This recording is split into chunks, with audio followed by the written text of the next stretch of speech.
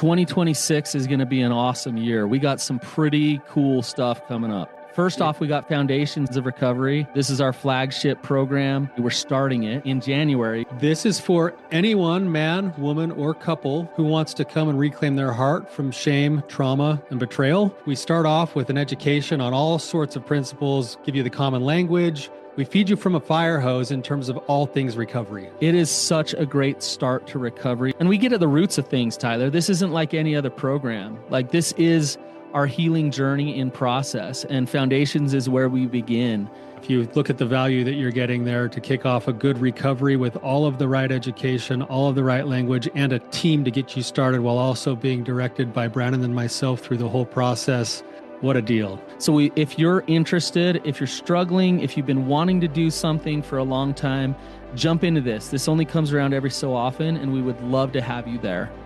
Click the link in the description to sign up for it. And to make it even sweeter, we're also including a raffle for a free pass to the Radiant Dawn retreat. Anyone who signs up for Foundations will be added to the raffle for that free Radiant Dawn pass. If you're a man and you sign up for Foundations, your name still gets entered, and you can give that pass away if you win it to any woman that you want to.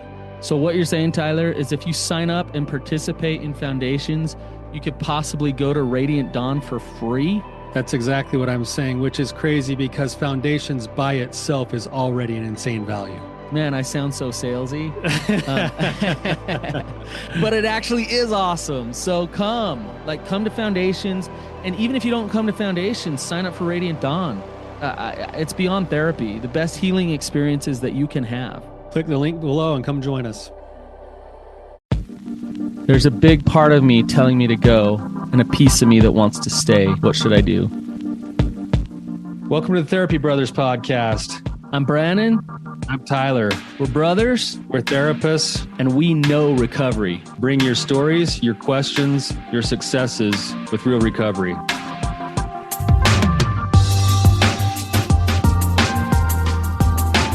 Hey, Tyler, you ready to have some hard conversations? Let's do it. Let the Therapy Brothers podcast begin. Brannon, how's it going, man? Oh, Tyler, it's just good. You know, when I get to check in with you on Monday mornings, I mean, most people don't look forward to Mondays, but man, I get to see those big fake teeth smiling back at me. Oh, man. These big pearly whites that our cousin Jeff hooked me up with years ago. I got like the Hollywood smile now. Best veneers I've ever seen, man. You know what?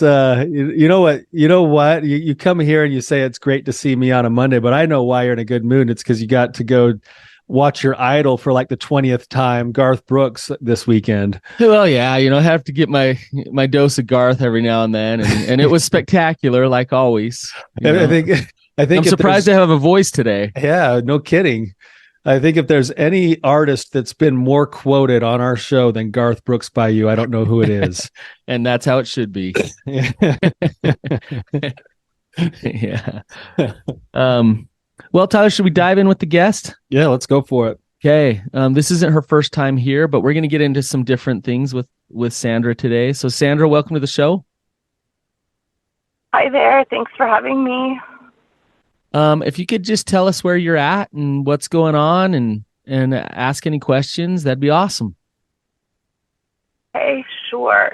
So I think some of the background is that I've been married for over 10 years, and we were separated for a small period of time. Within there, it came to light that my husband had had an affair when we were working on reconciling. And it's something I didn't ever think I would be able to get through, and I really found compassion for him, and we were working through it, and I felt really confident that we would. As we were working through it, he had two more episodes or instances of betrayal, and then most recently he's had another, and this was while we were pregnant, and I think that's been the hardest one.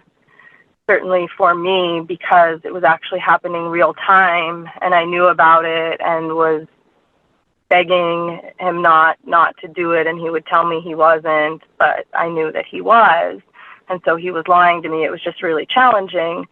And so that said, everything in my head looks at all of this data and I just say, gosh, go, like none of this is aligned to your values. None of this is what you want. It just doesn't fit. Yet there's this piece of me, there's this small part of me that believes so much in him. I know that he's such a hurt individual. I know that he's such a good soul and that he has so much to offer. And that's the part of me that wants to stay. And of course, you know, a really huge component of this is our baby. And so wanting it to work for our baby. Now that said, we'd have to have a healthy relationship for that to actually make sense. I know that very much, but so there's an additional pull of wanting it to work because of our baby. And so I'm a little stuck with what to do.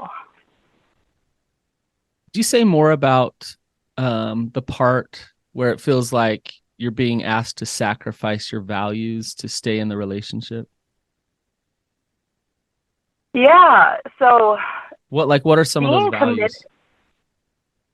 I mean, a monogamous relationship, like honesty is a huge, huge thing, and being true to your word and what you agree upon with each other and being committed to each other. Those are huge parts of my value system. And all of that's really being broken, I think, because there's just no honesty, and that's so important to me. I mean, I have such a hard time telling any fibs. I mean, it can be so simple, and I have a hard time, like what pies did they have at the store? And it's like, I would have to say all of the flavors rather than just like, oh, they only had 2, and this is why I brought the chocolate one home. Like, it's silly stuff that I have such a hard time with. And then these are really, really large dishonesties. Yeah, and then I think protection and like loyalty to one another, those are important too. Okay. And what values are kind of on the other side of like, what values of yours are pushing you to stay? Loyalty, believing in somebody. I really believe like all people are good people. I really do. My like deep, deep love for him. I think values of a family system. Okay. Yeah, I think those are, I mean, maybe there's more there, but I think those are the big ones. And I do believe in like staying, you know, in sickness and in health. And I know that you're not always going to be with people at their best. I know that there are down times. Now, that said, I never thought it would be something that we committed to, and to break that commitment and those vows. And so that's really thrown a big, tough curveball to me. And then I also wonder if by staying in this, am I actually like abandoning myself? That's what it feels like with the value stuff of like, I'm not actually standing up for myself. Mm-hmm.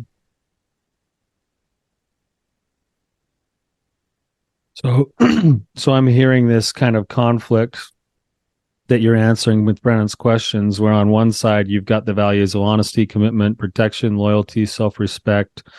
That's pressed up against these other values of loyalty, believing in someone, love, the nuclear family, not quitting. And you're kind of stuck in this place of going, how do it feels like you're having to rob one set of values in order to satisfy the other. Is that right? Yeah. Yeah. Yeah. Yeah.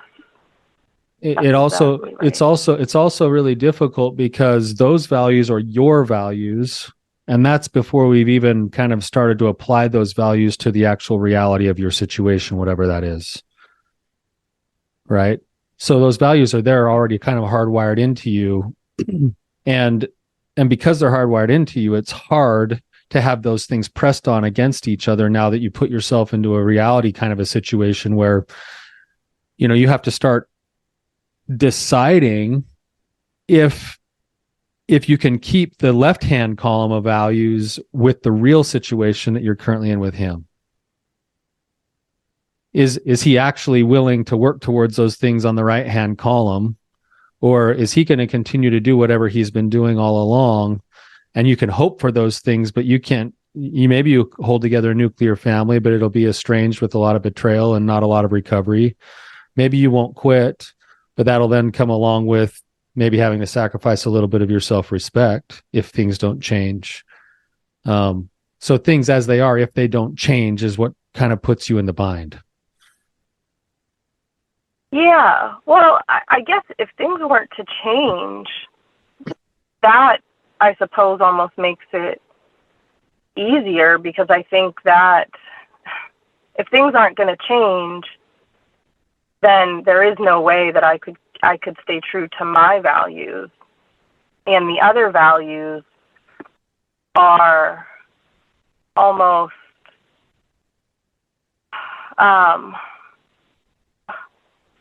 I could almost get to the other values in a different way, of like staying loyal to him as a human being and loving him as a human being, but saying, look, these are not the vows that we both signed up for. And so if you can't meet them, then that isn't the relationship I want to be in. So that like, if things aren't going to change, that actually, to me, I think makes it a little bit easy. It makes it a little bit more clear. But the challenge is that he says he does want to change. He says that his values also are honesty and trust. I think his is trust more than honesty, but I think they're both. Like, he wants to be trusted, and respect. That's a big one for him. And so he says he has the same values, but then there's just not the work or the repair. And I think that part of the reason that there's not the repair is because he has so much shame around this, that it's hard for him to sit with me. It's hard for him to understand. It's hard for him to, like, stop, getting affectionate text messages because they make him feel good. So Sandra, we struggle there. Yeah. Sandra, I want to just say a couple of things. And then kind of ask you a hypothetical. But if he cheats on you, and as a result of that, your relationship ends, did he walk away from the relationship, or did you? I mean, I think he did, because they're very clear boundaries. Like, and it is a true boundary of. And that's where I think I'm abandoning myself.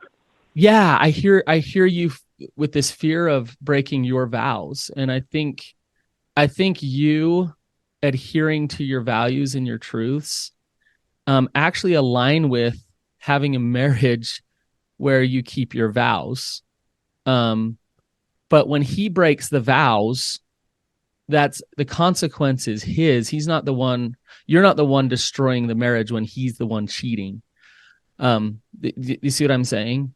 You're fighting like hell. You've been through so much, and you're still here talking to us saying, I want to figure this out. Like, you've done so much, and he's the one not choosing your relationship when the infidelity happens. So there's that. The other thing, I want to just kind of give you a scenario. So let's say my wife was addicted to heroin. Okay. And just tell me what you think about this. She's addicted to heroin. She's spending all our money. She's lying to me. She gets caught because we're almost bankrupt. And I come to her, and I love her, and we have kids together, and I see her heart, and I understand her pain, and I get why she's addicted to heroin. Okay.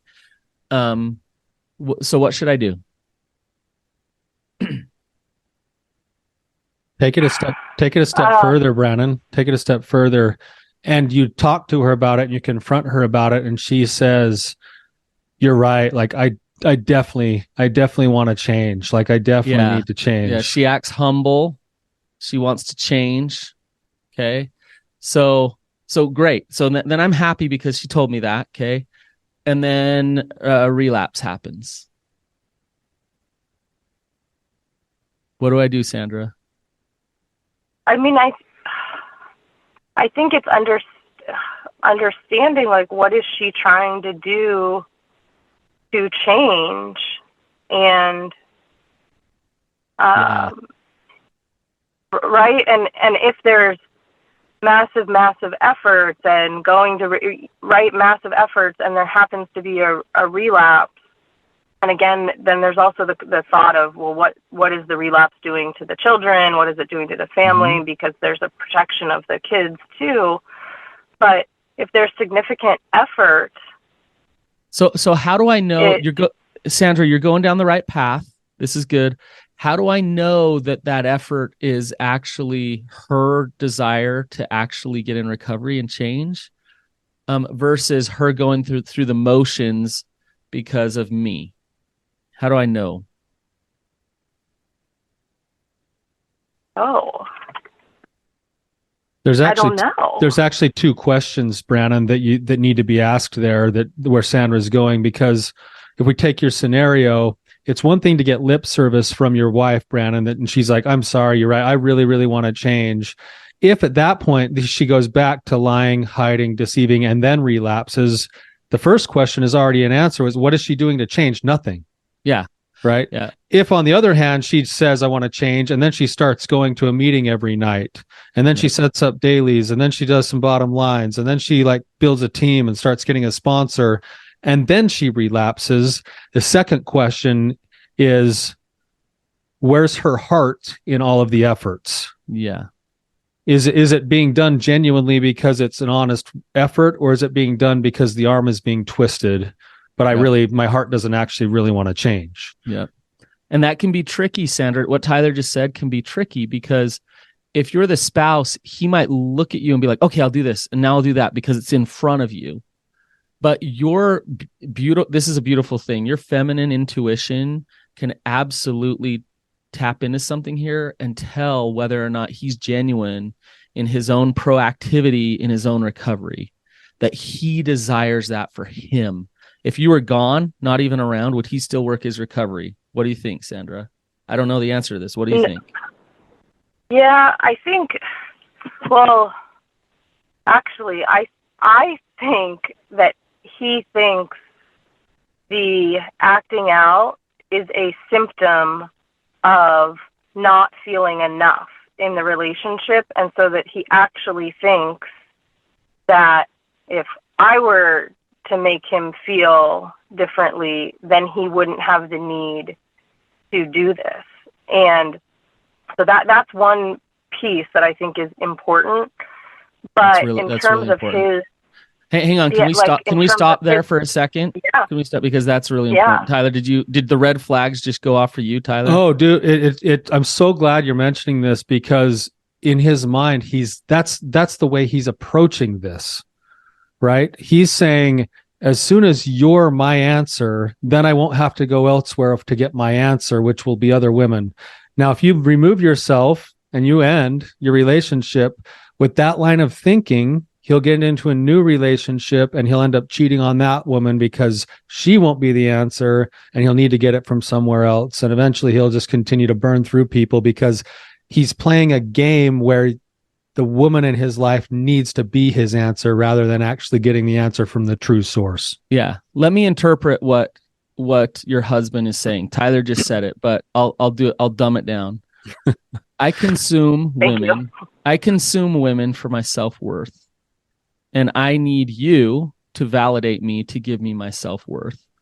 You don't validate me enough. And this is the gaslight piece of it. And he's sincerely, genuinely gaslighting you. Do you understand what I mean by that? And he's doing it believing that this is how he has to get his answers. That's what I mean. He's sincere in it. Yeah. And it's a gaslight still, because it's I consume women for my self-worth. you don't give me enough validation, Sandra. And so therefore I go find it elsewhere. If I went to my wife and I said to her, hey, I just went and had sex with that other woman because you got mad at me last week and you didn't give me enough validation, I hope she'd divorce me on the spot. Like, I hope she'd be like, I'm done. Like I respect myself enough to not take that on. Like, I could have said the meanest things to you possible. That doesn't give you a right to go cheat on me. Right? Do you see what I'm saying? But if you buy into that some, right? Do you see what are you thinking, Sandra? No, I'm just thinking that, like, that is what's happened. It's like I would get really angry and I would not be kind when I would find out that he lied to me and actually went and had drinks with her.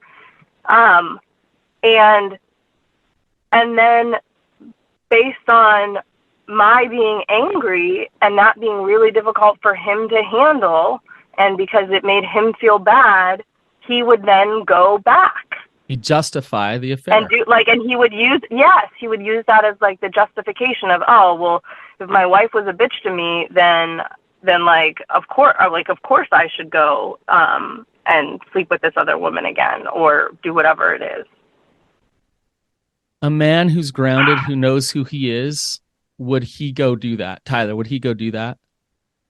No, the piece that's missing in all of this is actually the accountability that needs to come from the inside out. There needs to be a commitment to some principles that you can assess. Like, you can assess in your relationship right now if there's a commitment to these, because if there's a commitment to these, there's still a pathway to healing in the relationship. If there's not a commitment to these, then you're going to be hitting some brick walls. And one of them is accountability. I'm the one who's gone out regardless of my situation and broken the marital vows that I said I was going to be signed up for. I'm the one who's also chosen to break what I say is one of my values of my integrity, which means that I do what I say I'm going to do and I don't lie, right? I need to now come out from the hiding of it all. I need, as a way of getting into recovery, the first step is accountability, and that's paired up with humility. It's laying down the ego, the need to self-preserve, the need to continue the facade, the need to continue the habits of lying and hiding. And that's where, when Brannon asked you that question, like, if he's doing all the recovery stuff, that's great. But in the moments when nobody's watching, are you getting a sense that he's committed to honesty, humility, accountability? Or are you still getting the energy of self-preservation, hide, manipulate? Those things are the things that are going to help you feel whether or not the trajectory is moving upward or downward. Yeah. Well, it's absolutely the latter. I mean, the interesting thing is he actually thinks he's taking accountability because he says all of those things of, this was my choice. I'm the one who's like ruining this. It was 100% my decision, this, that, and whatever. And he will say those things, yet he also says the things of, yeah, but if you didn't get so angry at me, or if you just believed me, even though he was lying, I wouldn't have needed to do that. Or another thing is, so he says he doesn't have a relationship with her, and he says that, yet I know that they still text, and that's where I continue to torture myself, which is awful. But he says they have no relationship, but they do. And then when I ask him about it, of why do they, he says, well, that's the people pleaser in me, and I don't want to, like, I just want to, like, let her down gently. I just want to, like, let it fade off into the sunset. I don't want to hurt her feelings if I don't need to. And it's like, that's not helpful to anybody to, like, drag something on, even if it's getting less and less. It's just not helpful to her. It's not helpful to him. It for sure isn't helpful to me. So, Sandra, but I think he genuinely believes that. I think he genuinely believes that he's like a good person and wanting to not hurt her. I'd question that. I think there could be some other motives, and just because of the history. And I think, Sandra, I think that in a way, if you were to look at yourself and how you're creating this, you naturally, it sounds like, and it seems like you're naturally a forgiving, loving, loyal person. And those are beautiful things. Those are really good things. I think he's taking those traits that you have and playing you for a fool a little bit. And that's the gaslight. There's a part here that seems like it's your responsibility to make him feel okay. Right. And so like, I want to be loyal. I want to be kind. I want to hang in there with him. I want to do these things with him. And that sets you up for him to come back to you and say, gosh, if you weren't mean, or if you didn't get mad at me for doing these things, I wouldn't keep this relationship going. If my wife went and had drinks with another guy, I'd be furious. If I went and had drinks with another woman while my wife was pregnant, I would hope that she would be furious. Which is a good thing. And now if I came back and I said, how dare you be furious with me? Now I'm going to go have sex with that woman because you did this to me. That is so, so far from recovery. Even if I then come back and say, oh my gosh, I'm so sorry, I shouldn't have done that. I want to be in recovery. I want to be a good boy now. Right. So Sandra and Tyler, when you look at the abuse cycle and, bringing up the word abuse, the reason I bring this up, when you look at domestic violence, there's a part of the abuse cycle where the abuser is very kind, apologetic, humble, and that they show up that way, and it draws the partner right back into the relationship. And then the cycle continues. It goes on again, and then the incidences happen again, and then the kindness comes again, and the apology, and the tender heart of the abuser, right? Now, can you see a cycle here? There's a pattern here. Can you see it? Yeah. Yeah, definitely. Yeah. What do you feel when I say that? I feel like I feel really, honestly, I feel really silly because I'm like a pretty strong person. I mean, I have like incredible willpower. I have like a really, really successful job. But Sandra, when you're here, when you're told that your badass is the one causing the problems, your badass is the one making him cheat, and you buy into that some, you try to stuff that down. You are strong. You need to be empowered. You need to honor that part of you that's raging inside of you saying, this doesn't work for me. Right? Because you know you got it in you. Yeah. Yeah, I feel like I'm like, the frog that's been slowly boiled, because if you were to ask my like 8 years ago, 10 years ago, any past self, if she would put up with this, any of this, like you said, even the drinks with somebody else, like even the drinks with another woman, let alone the incredibly hurtful situations that have actually happened, like I would say, no way am I going to stand for this. And so like, I'm disappointed in myself, I think, for,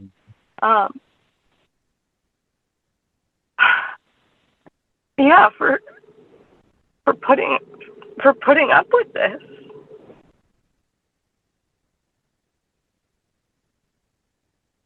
I think there's probably room for some compassion for you, having been through as long as it's been, the way things have gone, and the patterns of dishonesty that have been there too, Sandra. It's okay that you're disappointed in yourself, because I think what you're saying is you're getting back in touch with pieces of yourself that maybe you've been out of touch with for a while. Yeah, I think I got so focused on the fight through this, endure, you guys can make this work, and I got so focused on the fighter and fighting for a marriage, which is something that I really value, is like a committed relationship, that I've stopped fighting for me. And I stopped fighting for the type of marriage that I believe in and the type of marriage that we agreed upon and committed to.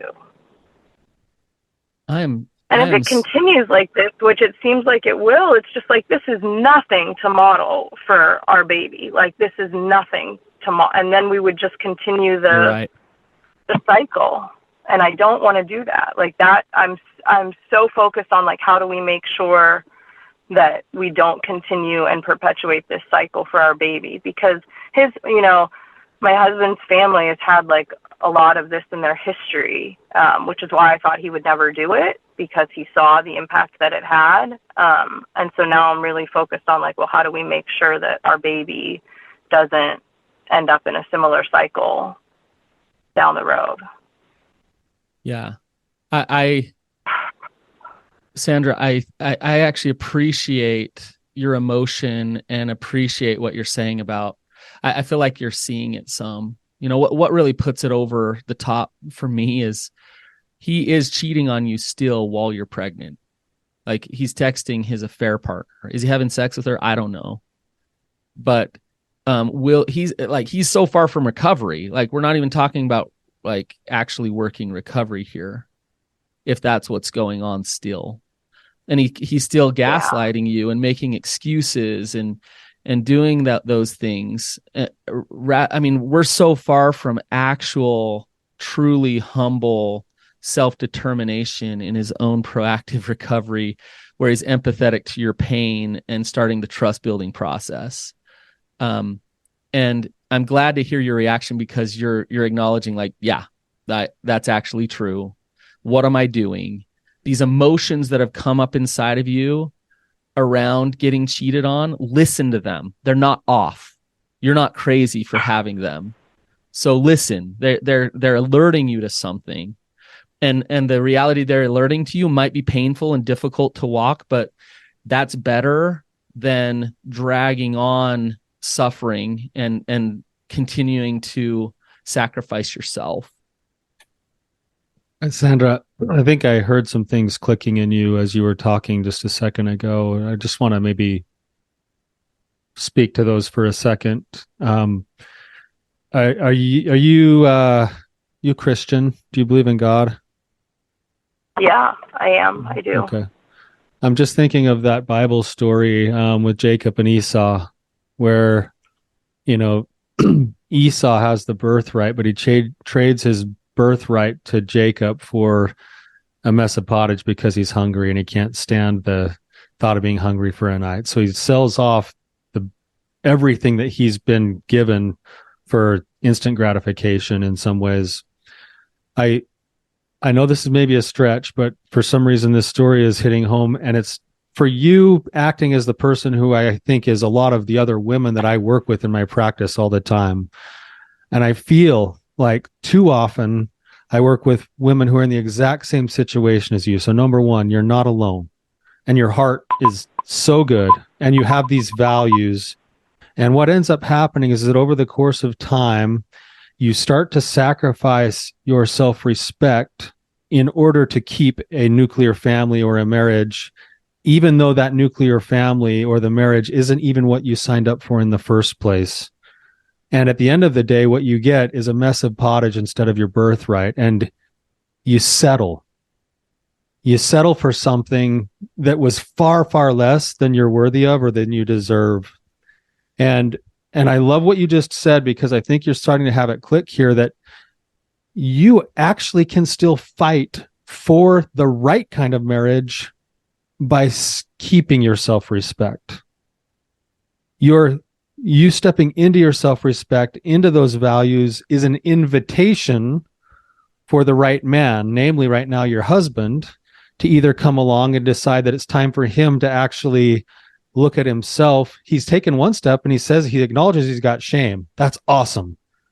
Where too many guys go in this is they go, well, that's my shame. I can't do it. I can't do anything about it, or you're making me feel shame. No, what he needs to do is he needs to look himself in the mirror and say, I have an issue with shame resiliency, and I'm going to have to figure out everything in my power to learn how to become more shame resilient. And I'm going to do that. I'm going to learn to be honest. I'm going to reach out. I'm going to practice self-compassion. I'm going to start doing this kind of deep work to understand why this shame has ruled my life so much. And if he were to do that, you could keep your marriage. You could have the nuclear family. You could have the birthright while keeping your self-respect. And if he doesn't do that, you will have kept your self-respect and you will have invited the right relationship, even if it's a future relationship. Does that make sense? Yeah. I just used your line, Brannon. Yeah. Yeah. Hmm. I want to ask you, Tyler, from what you're saying, though, at what point do you make the decision? So in one hand, like Sandra's badass could come out. She could be boundaried. All that good stuff that's inside of her could come out. And then that would invite him to either step up or he'd probably be out, right? But at what point, like how patient should she be in waiting to see whether he's going to kick into gear? Yeah, well, I think that there's some places that are kind of like the places where you draw the lines in the sand and then you take time and space. So I'll give you an example, and I don't know if this will answer your question or not, Brannon, so you can ask further if you need to. Early in my own recovery, it became very apparent that the acting out wasn't the real problem. My biggest issue was dishonesty. Like I would withhold information, I would omit things, I would tell half truths. I really prided myself in being an honest man, but I was far from honest, and that was one of the deal breakers for my wife. And so there were times when I would be kind of like caught in a half truth or a lie. And for Rhiannon, that was like one of these deal breaker things. It wasn't marriage is over next time you lie. But every time there was a lie, it was, this isn't me. I'm not in for this. I need some time and space. And then she'd leave, or she'd ask me to leave. And it would sometimes be a couple of hours. Sometimes it would be a few days. And then she would come back and she would say, hey, Tyler, I've been thinking about this. And then I would say, hey, look, my bad. I totally messed up. I'm working on that honesty thing. I'm going to keep working at it. And if she saw that there was continued work, she could lean back in and we could keep going forward. But if she were to come back and say, Tyler, like, I'm not in for this dishonesty thing. And I was like, yeah, but I'm not going to do anything about it. She would be gone. She would leave. So I don't know that there's a time frame per se, as much as a gut feeling on the sincerity that's coming back at you around these principles. And eventually, like the pattern and the history is going to line itself out. If you get empty promise after empty promise after empty promise with no work or effort and no humble heart that you can feel, then you're going to have to make the decision that, Sandra, I think you change. Tell me if I'm wrong, Sandra, but I think like you feel the humble heart, and that's what's confusing. Is that accurate? Yeah. The humble heart has to be paired up with consistent effort and action and over time. Yeah. So the humble heart, there's a humble heart of like, oh, you're right, I suck, I'm so bad. Like, and then there's better. I want real recovery. Yeah, I really do. I promise I want it, And then I'm going to meetings, looking over my shoulder, like, did she see me leave? Like, oh, good. Okay, good. She saw me go to my meeting today. Or there's the humble heart that's like, I got issues and I'm going to do whatever it takes. I'm going to take the initiative to start working on this thing. And I'm going to be the one who's actually going to come forward once in a while and be like, I remember this sounds so stupid now, but I remember going to bed one night. We had this deal. We were early in our marriage, didn't have a lot of money. We were trying to track every dollar. And so we had an agreement that we'd share whatever we'd spend every day with each other. And one day I went to work and I forgot my lunch. So I ate at Chick-fil-A. And I didn't tell my wife. And we got in bed that night and I was laying there and I was like, I had this guilty conscience because I knew I had committed to living an honest life now. I wanted to be honest. And I laid there until about 2 a.m. She was dead asleep next to me. And I started to have like panic attack because I knew I wasn't living with what I said I would do. And then I started to have my feet start to like tingle in my hands. I had a panic attack. Finally, I rolled over and I woke her up and I'm like, hey, Brannon, I gotta tell you something. And she's like, "Oh, Tyler, don't do this to me right now. Like, I can't handle another disclosure right now." And I said, "Well, I've got to tell you this. I ate at Chick-fil-A today." And she was like, "What? Like, why did you wake me up for that? Like, that's so stupid. Like, why did you wake me up?" And I'm like, because I couldn't sleep. Like, I felt I had a guilty conscience. For me to take that initiative towards the new path that I had set, yeah, that was like a dumb example, but I needed to be the one to come forward with that honesty. I didn't need her to catch me 3 days later and be like, "Hey, did you go to Chick-fil-A?" Well, yeah, those are rough days when you can't afford Chick-fil-A. So, hey, if you need a sandwich, man, I'll buy you one. All right. So, but another example, I want Sandra to hear. So same thing, like you're being proactive on your own to try to maintain that integrity and that honesty, right? I just started a new group with men. There's 15 men in there, and we were focusing on self-care. We were doing our daily charge, Tyler, and focusing on self-care. We were talking about doing our dailies. So just like little things to take care of ourselves every day. I hope all the men in that group are like, sweet, I'm changing my life. I'm going to set these in motion and I'm doing this. And I know there's going to be some in that group that do that. And they don't care if their wife sees them doing it or even group. They actually truly want better results in their life and they want to change. And so they're coming to group because they are ready. And then there's, sometimes the guys that are just like, yeah, I don't do anything. I'll watch all the other guys progress and change and whatever, but I don't want to when the rubber meets the road of recovery, I don't know if I'm in for that. I'm still in contemplation here. I'm not in action, not in maintenance. I'm just going to kind of like watch. And I'd like better results in my life, but I don't want to do what it takes. So there's that place of motivation. There's this kind of ambivalent stage of like, okay, like I'll hang on to the addiction here, but yeah, I do desire recovery over there. And that's really hard when a partner is in that space, because as the partner, Sandra, you want to kick them off the fence. Like, boom, like, please go work your freaking recovery.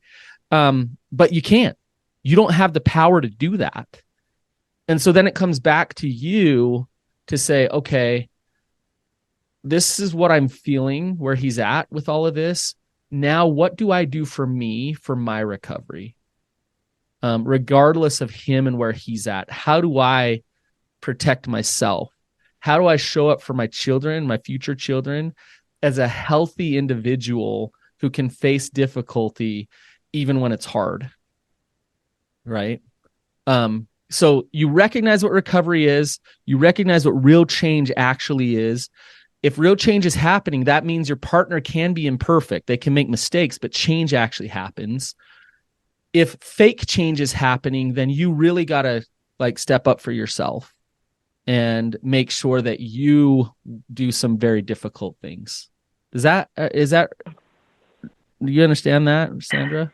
Yeah, I do. And the interesting thing is he's like a little bit in the middle on some of this stuff where like he is, super humble heart, really does want to change. And I actually think he recognizes that he can't do it for me, because there was one of the episodes where we were trying to repair and he was just doing things because I wanted him to do them, even if he didn't agree with them. And so he built up resentment for that, or like for me based on that. So he does now know that he has to do the things because he wants to do them. And so that is growth to me, is like recognizing that and saying, and for him to say, I'm not going to do this just because like you want me to do this. And I've tried to stop like coming up with things too.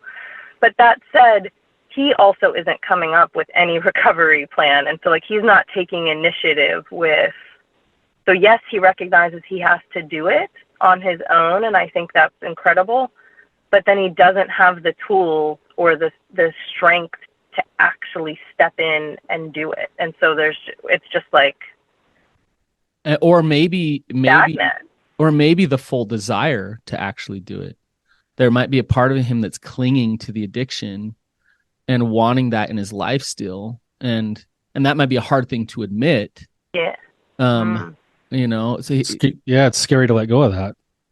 Yeah. That's interesting. Yeah.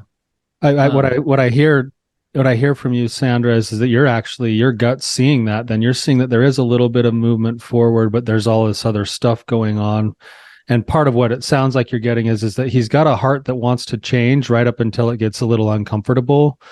And then he's doing recovery a la carte, where he chooses the things off of the recovery menu that feel good, but he doesn't want to do the recovery things on the menu that are like, hey, set a real boundary with this woman. Not to be a jerk, not to be an a-hole, but like you need to actually cut off all ties if you want to keep relationship with your wife. Go all in on the actual recovery process instead of just doing the things that sound good or easy. Yeah, this recovery is not keeping a relationship with you, Sandra. I hope it's not about that.